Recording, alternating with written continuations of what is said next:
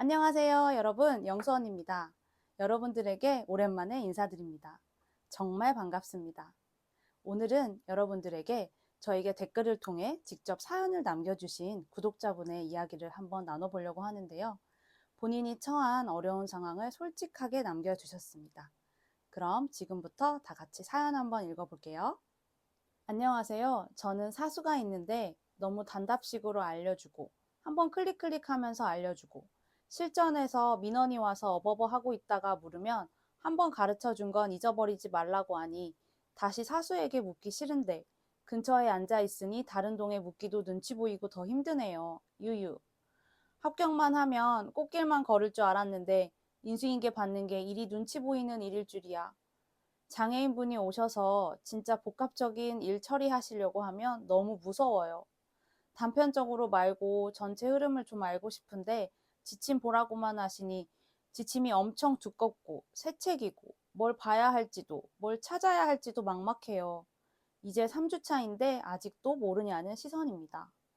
매일 새로 알게 되는 것들은 메모하기 바쁜데 매일 새로운 민원을 만나니 식은땀 나요. 저는 어떻게 하면 좋을까요? 네, 여러분, 여기까지가 사연입니다. 여러분들은 사연을 들으면서 어떤 생각이 드셨나요? 내가 처한 상황과 정말 똑같다 라고 느끼는 분도 있을 것 같고, 혹은 나도 신규 때 저랬었는데 라면서 과거를 회상하는 분도 분명 있을 거라 생각됩니다. 제가 이분의 상황을 요약해보면 두 가지로 정리할 수 있겠는데요. 첫 번째는 관계에 대한 어려움, 그리고 두 번째는 업무 숙지에 대한 어려움이라고 정리해 보았습니다. 그럼 우리가 하나씩 살펴보면서 어떻게 하면 이 상황을 극복할 수 있을지 한번 이야기해 볼게요.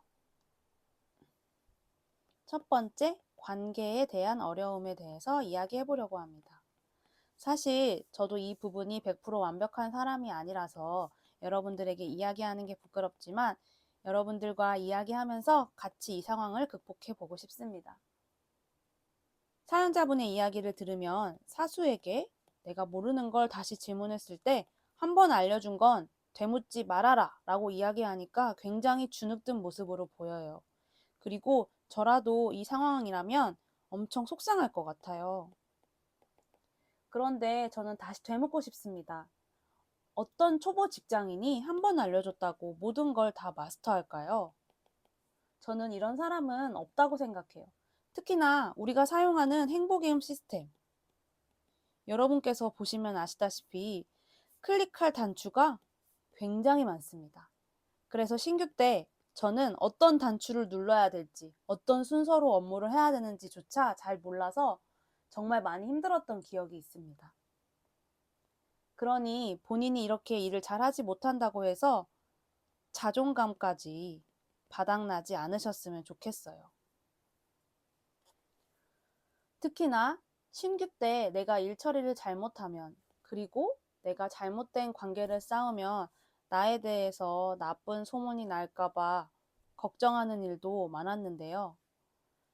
이러한 상황은 누구에게나 올 수 있는 상황이기 때문에 나쁜 소문이 날까 걱정하지 않으셨으면 좋겠어요. 혹여나 나쁜 소문이 나더라도 저는 저를 경험해보지 않은 사람들의 이야기는 들을 필요 없다고 생각해요. 나와 같이 일해본 사람만이 나의 진짜 가치를 알아볼 수 있습니다. 이럴 때일수록 내가 선배님에게 예의를 잘 지키고 선을 넘지 않고 내가 하고 있는 일에 대해서 책임감을 가지고 열심히 일하다 보면 그 누가 평가한들 내 스스로가 칭찬할 수 있고 내 스스로가 잘했다고 생각하면 전 이것만으로도 충분히 자부심을 가질 일이라고 생각합니다. 그러니까 현재의 관계에 대한 어려움으로 인해서 업무를 할 때 스스로의 모습을 잃지 않도록 꼭 명심하셨으면 좋겠습니다. 네, 여러분. 그 다음으로 두 번째, 업무적인 어려움을 해결하기 위해서 오늘은 여러분들에게 정말 꿀팁을 알려드리도록 하겠습니다. 오늘 소개해드릴 페이지는 한국사회복지행정연구회인데요. 여러분들께서 사회복지 공무원이 되시면 반드시 가입을 하셔서 홈페이지를 적극 활용하시기 바랍니다. 홈페이지에 들어오면 보시다시피 정말 많은 정보가 있는데요. 오늘은 영상 주제에 걸맞게 복지 자료실을 통해서 여러분들에게 알려드리겠습니다. 들어오자마자 바로 보이는 거는 2024년 업무에 바로 쓰는 읍면동 복지 매뉴얼 발간 안내입니다. 클릭을 해볼게요. 조회수가 정말 많죠. 관련 링크 바로 가기, 매뉴얼 배포용 다운로드. 짠!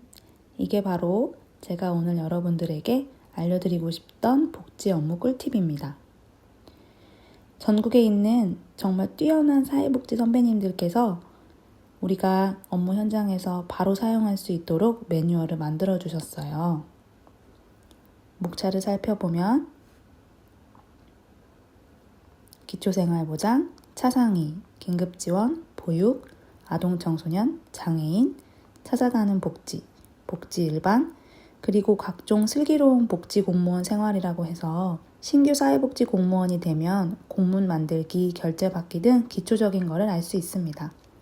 특히 부록에는 감사 사례, 복지급여 보조금 지출이라고 해서 여러분들께서 추후에 감사받을 때 어떤 준비를 하면 되는지 각종 꿀팁이 가득 들어있고요. 그리고 여러분들께서 혹시나 사업팀에 가시게 돼서 예산을 다룰 때 사용할 수 있는 각종 정보도 가득 있습니다. 자, 그렇다면 제가 여러분들에게 오늘 이 책자를 소개해드린 이유가 저도 업무를 하면서 정말 큰 도움을 많이 받았거든요. 이게 어느 정도로 좋냐면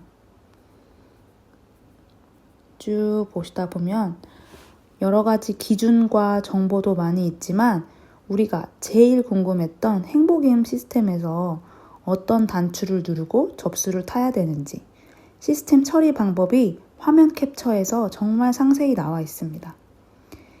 우리가 업무를 하다 보면 각종 구비 서류도 챙겨야 되고 지원 내용 그리고 자주 묻는 질의 답변 이렇게 궁금증이 많이 생기는데 선배님들께서 꼼꼼하게 우리가 놓칠 수 있는 부분을 가득가득 만들어 주셨습니다. 예를 들어 한 페이지를 보자면 장애인 복지 카드만 해도 유형이 정말 많아서 헷갈리는데 카드의 종류가 무엇인지 이렇게 책자에 잘 정리되어 있고 시스템 처리 방법 처음에 신규 공무원이 되면 시스템에서 어떻게 업무 처리를 해야 되는지 헷갈리는데 보시다시피 화면 캡처가 되어 있고 우리가 어떤 정보를 입력하면 되는지 주의해야 할 부분은 어떤 건지 자세히 나열되어 있습니다.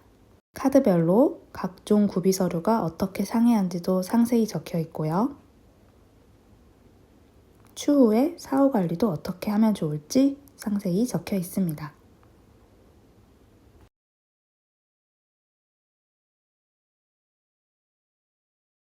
끝으로 감사 사례 공유, 자주 지적되는 부분 컨텐츠가 있는데요. 의사 무능력자 자활근로, 장애인 표지 관리 등 신규 공무원이 되면 놓치기 쉬운 감사 사례를 공유하고 있습니다. 의사 무능력자란 지체나 자폐 장애를 가지고 있으신 분 중에 수급자분들이 있다면 이분들의 급여 관리를 제대로 하고 있는지 저희가 한 번씩 훑어보는 일을 하는데요. 해당 사례에 문제점이 많을 경우에는 감사 사례로 지적될 수가 있어서 이렇게 정리가 정말 잘 되어 있습니다. 그리고 장애인 자동차 표지 관리는 전국적으로 주의해야 할 업무인데요. 해당 부분도 제가 지금 업무를 하면서 정말 많은 꿀팁을 얻고 있습니다. 네, 이렇게 31분의 지필진 분께서 정말 아름다운 책자를 만들어 주셨고요. 여러분들께서 신규 사회복지 공무원이 되면 한국사회복지행정연구회에 꼭 반드시 가입하셔서 홈페이지를 통해 각종 복지 자료를 수령하시면 좋겠습니다. 네, 여러분, 오늘 영상 어떠셨나요? 여러분들께서 누구나 한 번쯤이면 겪어봄직한 이야기를 한번 해보았고, 우리가 완벽하진 않지만 이 상황을 어떻게 극복할 수 있을지 차근차근 훑어보았습니다. 제가 오늘 여러분들에게 알려드렸던 것들은 저도 굉장히 미숙한 사람이라 완벽하지 않지만 그래도 꼭 도움이 되셨으면 좋겠습니다. 특히 두 번째로 알려드렸던 업무에 바로 쓰는 읍면동 복지 매뉴얼. 혹시나 지금쯤 읍면동에서 민원 업무를 담당하고 있는 분이라면 혹은 사례 관리 업무를 하고 있는 분이라면 분명 큰 도움이 될 거라고 확신합니다.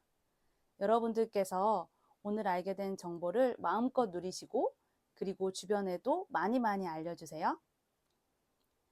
저는 여러분의 사연을 앞으로 계속 기다리고 있겠습니다.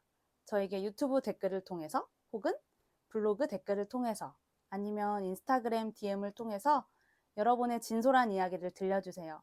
같이 이야기해보고 우리가 함께 공유할 수 있는 것들을 나누면 참 좋겠습니다. 그럼 다음에 만나요. 안녕!